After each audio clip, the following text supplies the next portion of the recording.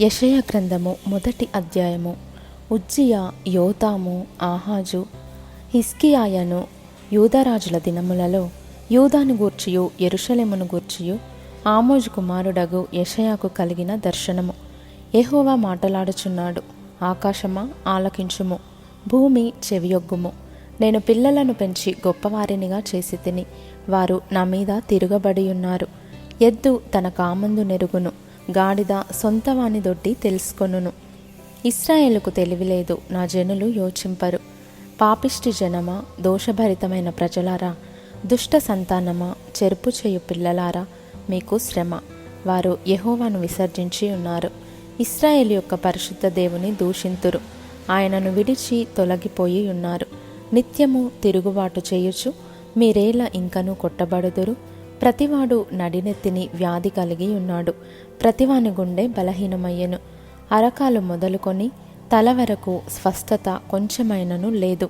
ఎక్కడ చూచినను గాయములు, దెబ్బలు, పచ్చి పుండ్లు.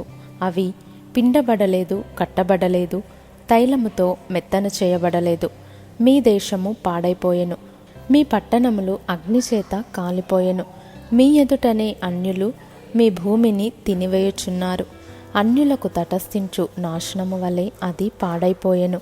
ద్రాక్ష తోటలోని గుడిసెవలెను, దోస పాదులలోని పాకవలెను, ముట్టడి వేయబడిన పట్టణము వలెను సీయోను కుమార్తె విడవబడి ఉన్నది.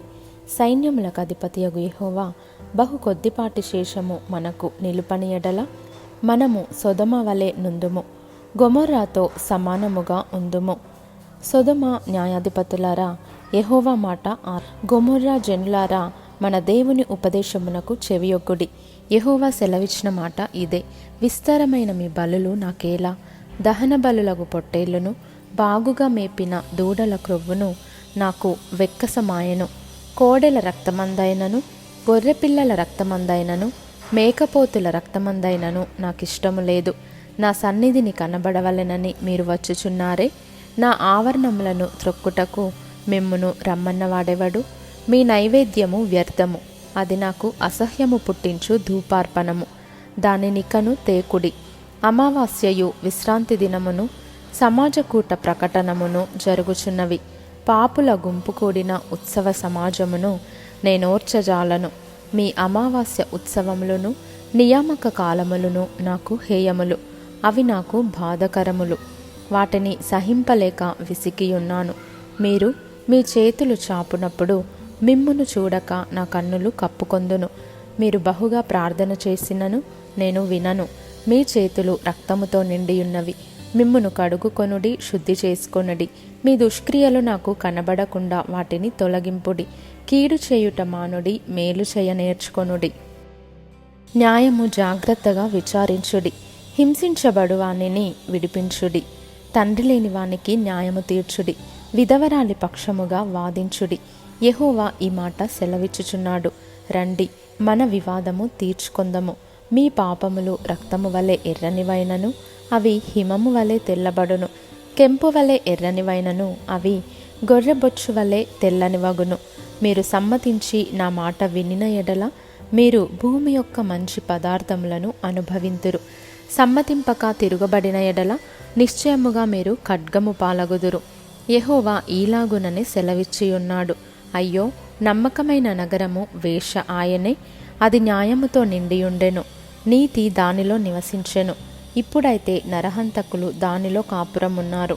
నీ వెండి మష్టాయెను, నీ ద్రాక్షరసము నీళ్లతో కలిసి చెడిపోయెను. నీ అధికారులు ద్రోహులు, దొంగల సహవాసులు. వారందరూ లంచము కోరుదురు, బహుమానముల కొరకు కనిపెట్టుదురు. తండ్రి లేని వారి పక్షమున న్యాయము తీర్చరు, విధవరాండ్ర వ్యాజ్యము విచారించరు. కావున ప్రభువును, ఇశ్రాయేలు యొక్క బలిష్ఠుడును, సైన్యములకు అధిపతియునగు యెహోవా ఈలాగున అనుకొనుచున్నాడు. ఆహా, నా శత్రువులను గూర్చి నేనికను ఆయాసపడను. నా విరోధుల మీద నేను పగ తీర్చుకొందును. నా హస్తము నీ మీద పెట్టి క్షారము వేసి నీ మష్టును నిర్మలము చేసి నీలో కలిపిన తగరమంతయు తీసివేసెదను. మొదట నుండినట్లు నీకు న్యాయాధిపతులను మరలా ఇచ్చేదను. ఆదిలో నుండినట్లు నీకు ఆలోచనకర్తలను మరలా నియమించెదను. అప్పుడు నీతిగల పట్టణమనియు నమ్మకమైన నగరమనియు నీకు పేరు పెట్టబడును. సీయోనుకు న్యాయము చేతను, తిరిగి వచ్చిన దాని నివాసులకు నీతి చేతను విమోచనము కలుగును. అతిక్రమము చేయువారును పాపులను నిశ్శేషముగా నాశనమగుదురు. యెహోవాను విసర్జించువారు లయమగుదురు. మీరు ఇచ్చయించిన మస్తకి వృక్షమును గూర్చి వారు సిగ్గుపడుదురు. మీకు సంతోషకరములైన తోటలను గూర్చి మీ ముఖములు ఎర్రబారును. మీరు ఆకులు వాడు మస్తకి వృక్షము వలెను, నీరు లేని తోట వలెను అగుదురు. బలవంతులు నారపీచు వలె నుందురు. వారి పని అగ్ని కణము వలె నుండును. ఆర్పు వాడెవడును లేక వారును వారి పనియు బొత్తిగా కాలిపోవును.